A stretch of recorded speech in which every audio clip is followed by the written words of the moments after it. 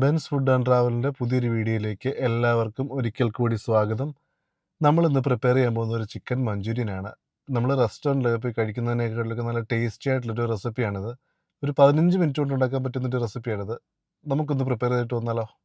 ഇതിനാവശ്യമുള്ള സാധനങ്ങൾ എന്തൊക്കെയാണെന്ന് നമുക്ക് നോക്കാം. ചെറിയ ക്യൂബായി അരിഞ്ഞു വെച്ചിരിക്കുന്ന 800 ഗ്രാം ചിക്കൻ ബ്രസ്റ്റിലേക്ക് അരക്കപ്പ് മൈദ ഇട്ട് കൊടുക്കാം. അതിലേക്ക് അരക്കപ്പ് കോൺഫ്ലവറോട് ഇട്ട് കൊടുക്കാം. ഇതിലേക്ക് 1/2 ടേബിൾ സ്പൂൺ സോയ സോസ് ഒഴിച്ചു കൊടുക്കാം. 1 ടേബിൾ സ്പൂൺ കുരുമുളക് പൊടി ഇട്ട് കൊടുക്കാം.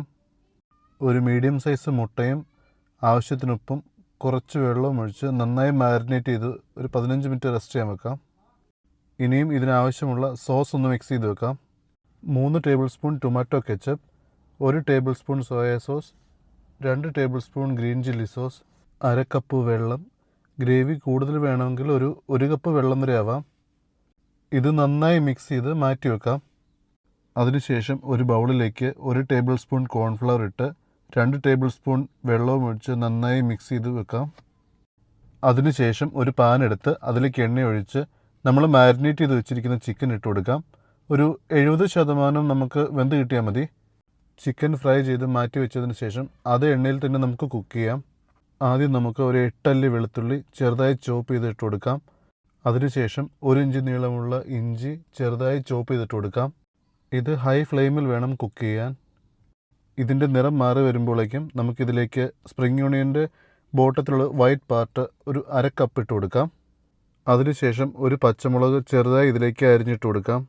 അതിനുശേഷം ഒരു ക്യാപ്സിക്കത്തിൻ്റെ പകുതി ഭാഗം ക്യൂബായി അരിഞ്ഞിട്ട് കൊടുക്കാം. ഇത് ഇളക്കി ഒന്ന് യോജിപ്പിക്കാം. അധികം വേവൊന്നും വേണ്ട. അതിനുശേഷം നമുക്കിതിലേക്ക് നമ്മൾ മിക്സ് ചെയ്ത് വെച്ചിരിക്കുന്ന സോസ് ഒഴിച്ചു കൊടുക്കാം.